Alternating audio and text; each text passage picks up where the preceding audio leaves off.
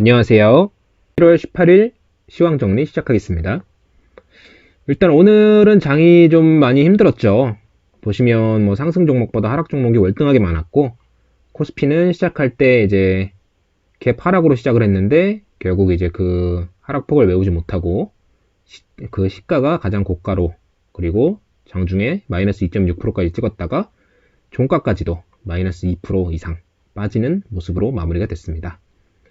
코스닥도 뭐 상승 종목보다 하락 종목이 훨씬 많았고요. 그리고 시가는 개파락으로 시작했지만 좀 오르는 척 하더니 결국에는 2.5%까지 찍고 마지막에는 마이너스 2%로 마무리가 됐어요. 뭐 시간대별로 한번 보시면 뭐 언제나 그렇듯 왼쪽이 코스피고 오른쪽이 코스닥입니다. 코스피는 뭐 계속 흘러내렸죠. 그러다가 장중에 한 2시쯤 지나서 요쯤이죠. 요쯤에 이제 이재용 부회장이 구속이 됐다, 구속 소식이 들리면서 크게 뺐지만 3003.89, 요 3000 조금 못 미쳐서 반등을 준 다음에 마지막에는 이렇게 마무리가 됐습니다. 동시호가 때는 살짝 들어 올렸죠. 코스닥도 좀 오르다가 한 2시쯤에 이렇게 빼는 모습을 보였죠. 얘는 동시호가 때 좀 빼는 모습이었네요. 일단은 제가 이제 그 주말에 올려드린 영상에서 말씀드린 것처럼 저는 코스피 3000을 깨는 건 쉽지 않다고 봅니다. 뭐 코스피 3000 깰 수도 있겠지만 한 번에 이렇게 3000을 깨기는 좀 어렵다고 봐요. 왜 그러냐면 지금 문재인 대통령이 여론이 좀 많이 안 좋죠.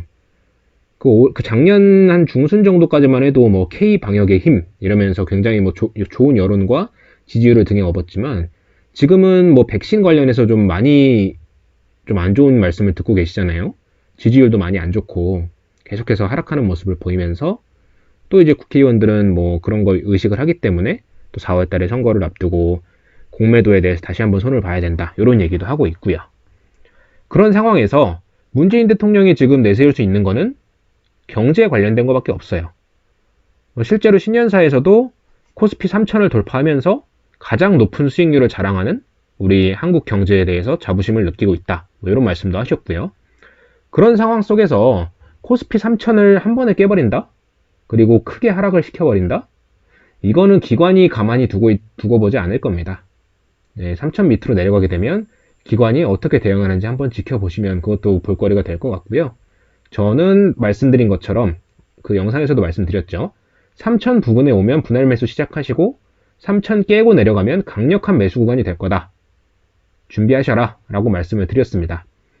그래서 저는 오늘 요 3000 부근 다가왔을 때 여기서 가지고 있는 현금의 일부를 사용해서 분할 매수 시작을 했고요. 뭐 올랐다가 오를 때 잠깐 설렜지만 물론 이렇게 좀 빼서 좀 마음은 안 좋긴 합니다. 그래도 뭐 주식은 하루 이틀만 보고 접근하는 건 아니니까요. 일단 그렇게 접근하시면 될 것 같고, 일단 뭐 차트로 분석하시는 분들도 있고, 뭐 저처럼 차트는 별로 신뢰하지 않지만 뭐 시황이나 이런 걸 돌아가면서 어느 정도 좀 정성적인 부분을 고려하시는 부분도 있을 거고요. 뭐 여러 가지 자기 나름의 방법대로 접근을 하셔서 그 기준점을 딱 잡고 중심을 잘 잡고 진행을 하시기 바랍니다. 오늘 뭐 보시면 코스피는 오늘도 개인은 또 샀어요. 저 개인 돈 많습니다. 제가 토요일날 올려드린 리포트가 굉장히 좋은 리포트라고 생각을 하고 거기에 내용이 좋은 게 정말 많아요. 시간 되시는 분들은 꼭 다시 한 번씩 더 돌려보셔도 시간 아깝지 않습니다. 개인은 들어올 돈이 더 많습니다. 증시의 여유자금, 지금 그 예탁금으로 들어온 게 70조가 넘는데 거기서 추가로 들어올 돈까지 숫자로 봤을 때 100조 이상 들어올 여력이 충분히 있다라고 말씀을 드렸죠.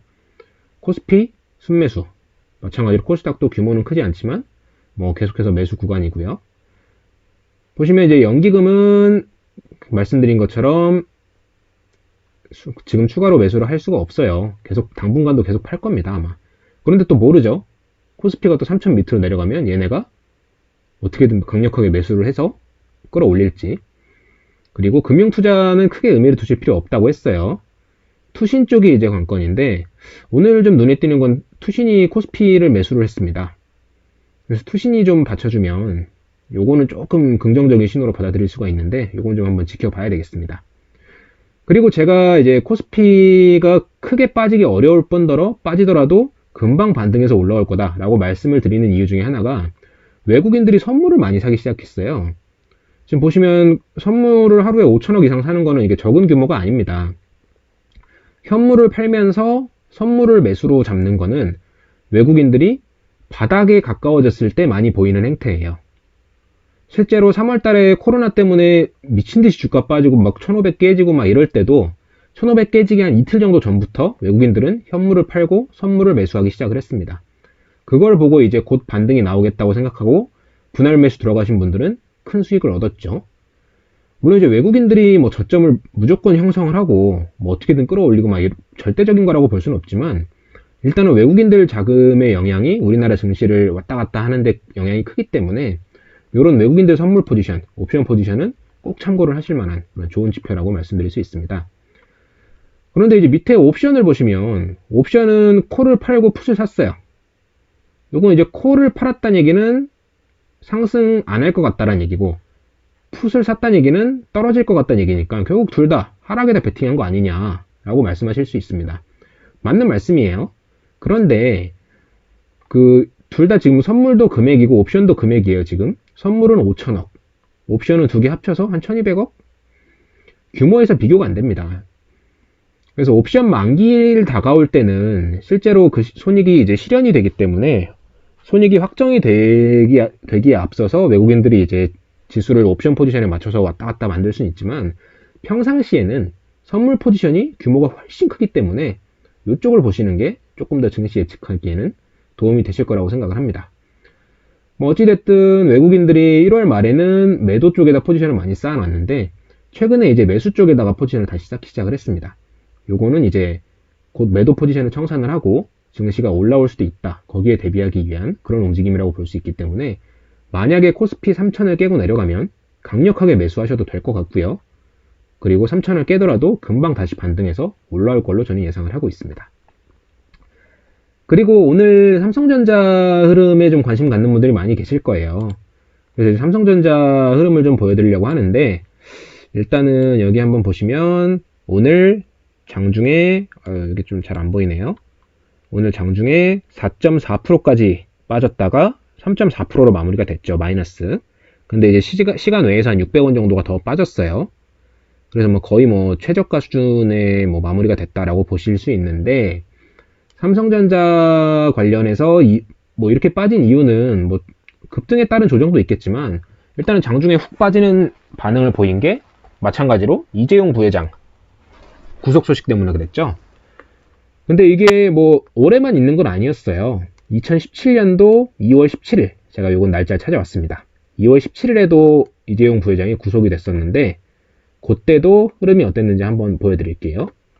17년 2월 17일이면 어느 정도 될까요? 한 요 정도 될까요? 네, 여기가 2월 17일이네요. 보시면 시가는 마이너스 1.2% 갭 하락으로 시작을 했습니다. 왜 그러냐면 이재용 부회장 구속 소식이 그 새벽에 나왔거든요.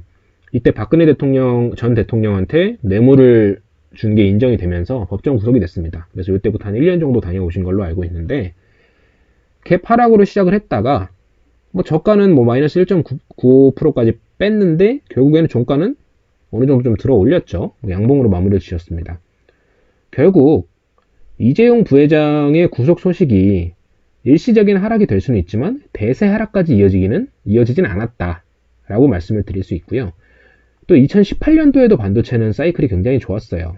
그래서 2018년도 앞두고서 반도체의 호황이 찾아올 것이다. 이런 얘기들도 굉장히 많았고요.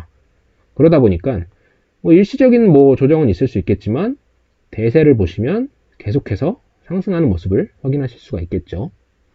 지금 반도체는 2021년에 반도체 슈퍼 사이클이 찾아올 것이다 라는 예측들이 나오고 있습니다. 물론 이재용 부회장의 구속이 그 추진력을 얻는데 조금 악재가 될 수는 있을지언정 실무자들이 멀쩡히 버티고 있는 상황에서 그리고 사이클이 이렇게 좋은 상황에서 저는 그 대세 상승이 꺾일 거라고 생각은 전혀 하지 않고 있습니다. 그렇기 때문에 너무 이제 지금 요 정도 조정이 나와서 너무 불안하다. 그래서 뭐 먹고 자고 막 이런 것까지 일상생활에 지장이 있다. 이런 분들은 파셔야죠. 본인의 그릇이 이제 안 되는 겁니다. 그거는. 그런 일상생활에 지장이 있다면 그건 파시는 게 맞고 그게 아니라면 조금 더 느긋하게 보시면서 뭐 빠지면 빠질 때마다 조금씩 분할 매수하시면 조만간 금방 반등이 올 수 있을 거라고 저는 생각하고 있습니다. 그러니까 너무 걱정하지 마시고요. 이런 실제 사례도 있으니까 너무 우려하지 않으셔도 될 거라고 생각합니다. 이어서 뉴스도 한번 살펴보겠습니다. 이게 뭐 어제 오후에 나온 기사인데 모바일 반도체 주문 너무 몰려요. 뭐 공급 비상이다. 뭐 이런 얘기를 하고 있죠. 뭐 이건 사실 뭐 누구나 다 알고 있는 내용이었어요. 반도체 지금 공급이 부족하다. 그래서 뭐 증설이 필요하다. 뭐 이런 내용의 기사인데 파운드리 적기 증설이 시급하다. 뭐 최근에 DBI텍 관련해서 뭐 급등이 나온 것도 그렇고요. 삼성전자 요즘 잘 나가는 것도 그렇고 파운드리 관련된 부분이 많습니다. 그래서 요거는 어떤 모 블로거께서 답안지 보고 시험 보는 기분이다 라고 말씀하신 것처럼 저도 정말 맞는 표현이라고 생각을 해요. 그래서 만약에 지금 포트폴리오에 반도체 비중이 적거나 반도체 종목이 없는 경우는 무조건 하나 잘 찾아서 비중을 늘리셔야 됩니다. 뭐 삼성전자도 좋은 종목이고요. 삼성전자는 이미 좀 많이 올라서 좀 부담스럽다라고 하신다면 중소형주도 좋은 종목 정말 많아요. 파운드리 관련된 거 검색만 해보셔도 나오고 뭐 누구나 다 알고 있는 뭐 좋은 종목들 LB세미콘이라든가 하나마이크론 뭐 EUV 관련해서는 뭐 FST나 뭐 이런 좋은 종목들 정말 많기 때문에 한 번씩 꼭 검색을 해서 전공정 후공정 관련된 거 공부도 좀 하시고 뭐 매수하시면 좋은 결과 분명히 있을 겁니다. 그래서 이제 뭐 반도체 공급 부족하다 우리나라뿐만 아니라 이제 뭐 대만 쪽 1위 파운드리 1위 기업인 TSMC도 투자해서 증설을 한다. 근데 삼성은 사법 리스크, 이건 이제 이재용 부회장 얘기예요. 뭐 구속 기사 나오기 전에 이제 나온 기사다 보니까 이렇게만 표현이 되어 있는데 미국에 이제 오스틴 부지를 사놓고서 지금 멈춰 있는 상태입니다. 이건 개인적으로 좀 아쉬워요. 좀 오늘 재판 결과가 좀 이재용 부회장 쪽에 유리하게 나와서 이게 좀 탄력을 받았으면 하는 개인적인 바람이 좀 있었는데 그건 조금 아쉽습니다.